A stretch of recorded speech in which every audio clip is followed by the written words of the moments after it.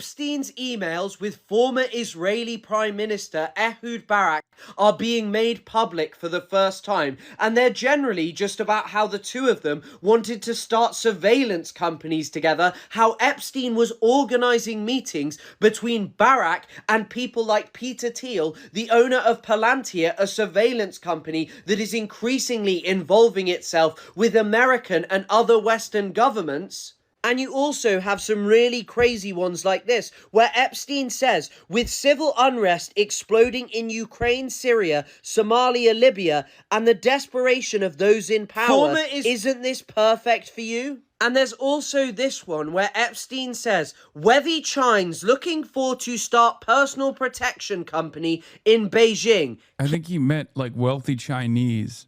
Kidnapping has begun. Wow, it turns out maybe he is a Chinese spy after all. Just Kidnapping kidding. has begun. These were released to the public by hackers. They are confirmed to be 100% real. And if you want to read a full article about it, check out Matthew Petty's article. But you can also check out TrueAnon on Twitter, who are about to do an episode about this. And I think many people thought that this was going to be about how Epstein was blackmailing Israelis. But in many ways, it's more horrifying, because what it actually is about how Epstein, after being convicted of heinous crimes, was basically using his position and his social connections to invest in mass surveillance companies that are increasingly going to dominate Western society. Yeah.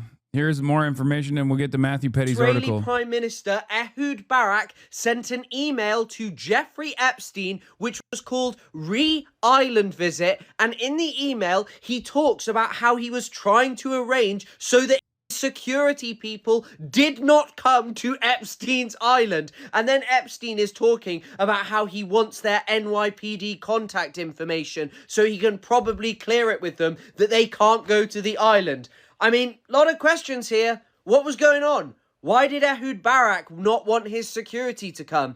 If the women there were over the age of 18, something funny going on there. This was just made public by the people's hero, Brace Belden of TrueAnon, on Twitter, because journalists now have access to a huge trove of hacked, verified documents about Epstein's relationship with Ehud Barak, and there are many other things in there. So likely, over the coming days, we're going to finally find out some more about Jeffrey Epstein. Maybe we'll finally find out what Trump was doing with him. Jeffrey Epstein connecting Sultan bin Sulayem to Ehud Barak while the latter two are in Russia in 2013. Can I send you his email, Sultan bin Sulayem? Any idea how to create the actual contact? My friend Sultan bin Sulayman is in St. Pete. I think you should meet. He is the right hand of Maktoum. Did you turn on ads? No. The Piker Broadcasting Service is funded by you, the viewers, for you, the viewers. There is no ads in the Piker Broadcasting Service.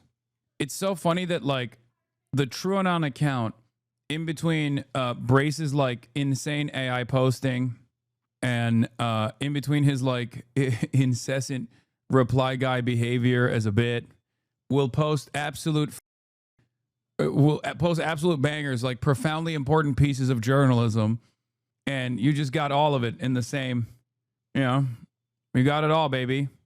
Here's a leak to Ehud Barak's emails, 100,000 emails where you can see him and Jeffrey Epstein talking about meeting Peter Thiel, who owns Palantir. You can download the whole thing on DDO Secrets via our Telegram. Here's an additional 25,000 leaked emails from Deputy Minister Benny Gantz, an additional 50,000 leaked emails from Gabby Ashkenazi. Ian Carroll Show used some clever tech and discovered that Jeffrey Epstein and Ehud Barak were conducting surveillance on a number of powerful U.S. politicians and businesses. Yeah, I don't care about Ian Carroll. I'm sorry. I don't think he's credible. Anyway. A busy day in June of 2014 as Jeffrey Epstein and Ehud Barak jiggle meetings with Victor Vekselberg and Peter Thiel. Both Vekselberg and Thiel would later invest in separate Israeli spyware companies. Peter is Monday at 8 p.m. Victor. And before 6 p.m. Is Peter coming around 7 p.m.? Yes, definitely after 3 best. Jeff, I'll meet VV in some 2 hours time. He probably stays in New York. He's probably stays on New York till Monday. Bro, this guy couldn't write for shit. Does it make sense to have a cup of coffee with him on Sunday? EB. I'm returning to New York Sunday morning now, so have time Sunday if you want.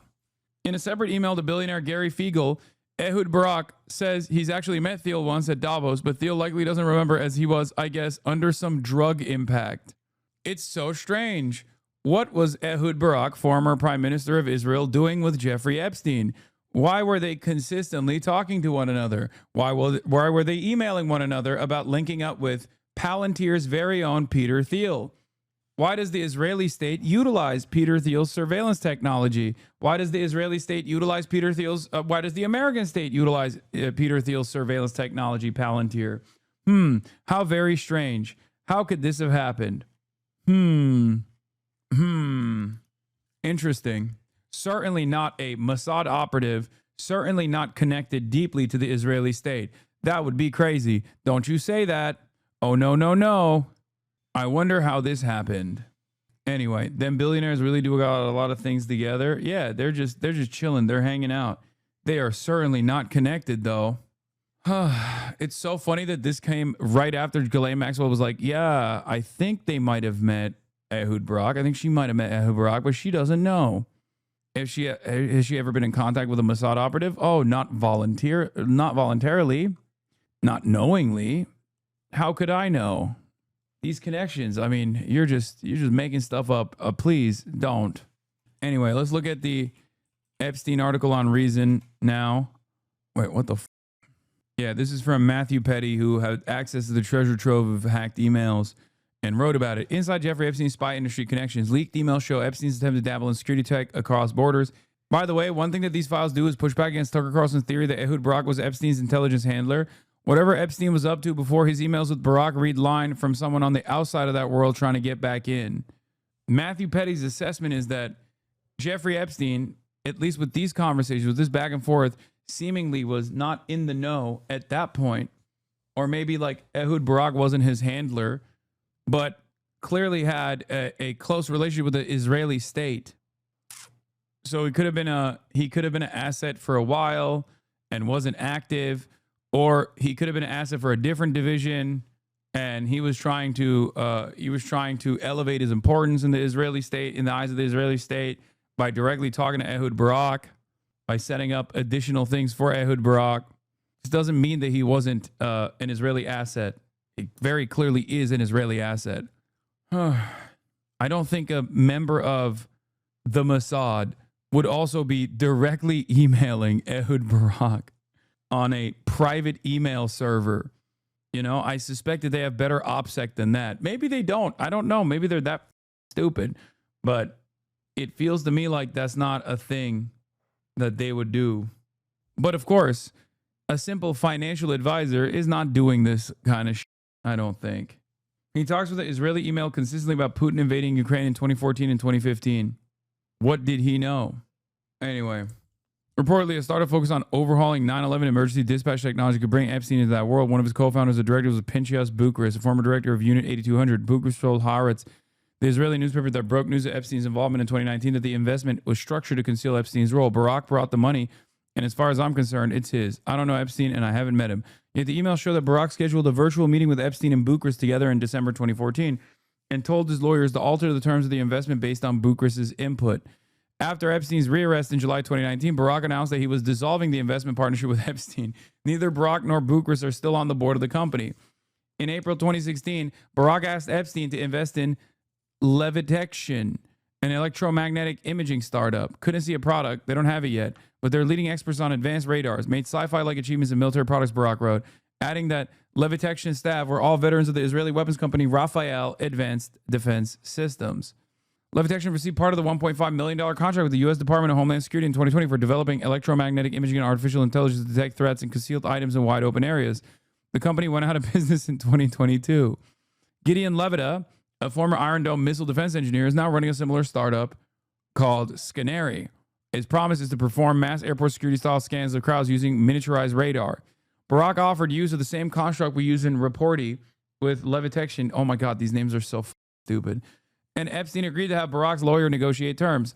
Levita tells Reason via a colleague that Ehud Barak has never been an investor in Levitation and added, Jeffrey Epstein was never mentioned in any context related to the company. The emails also contain some tantalizing hints at Epstein's other international endeavors. Epstein told Barak about a business prospect he heard about from Britain's Prince Andrew, who has recently come under fire for his ties to an alleged Chinese spy. Wealthy Chines looking forward to start personal Personnel Protection Co. in Beijing. Kidnapping has begun.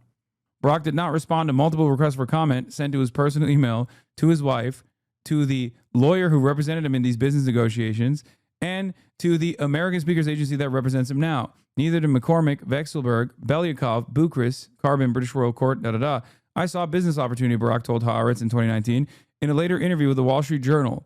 At the time, seemed to be an intelligent person, socially well connected, and of a wide areas of interest from science to geopolitics, and said he did not participate or know about any of Epstein's parties with women or girls. Thiel acknowledged the Wall Street Journal in 2023 that he had met with Epstein more than once in 2014 for unnamed networking opportunities. The report did not mention Barak's involvement. I think enough about what Epstein's agenda might have been, Thiel told the paper. Interesting. This is all popping off as my 2019 report on Peter Thiel Epstein and Ehud Barak's Carbine 9/11 was just ultra vindicated by new release emails. Report on this yesterday, and this is the 2019 report. How the CIA, Mossad, and the Epstein network are exploiting mass shootings to create an Orwellian nightmare. Part of the reason why I don't like Ian Carroll is because he, from what I've seen so far, has like kind of bastardized Whitney Webb's work. Like exploiting mass shootings as in like to create an environment of mass surveillance. It directly ties back to the guy that we just saw on Fox News the other day say we're launching an Israeli grade surveillance apparatus to ensure that mass shootings don't happen ever again. This is it. Israeli grade ontology. Yeah. But don't worry, it's already begun. I mean, Peter Thiel has access to all of that, so it's great.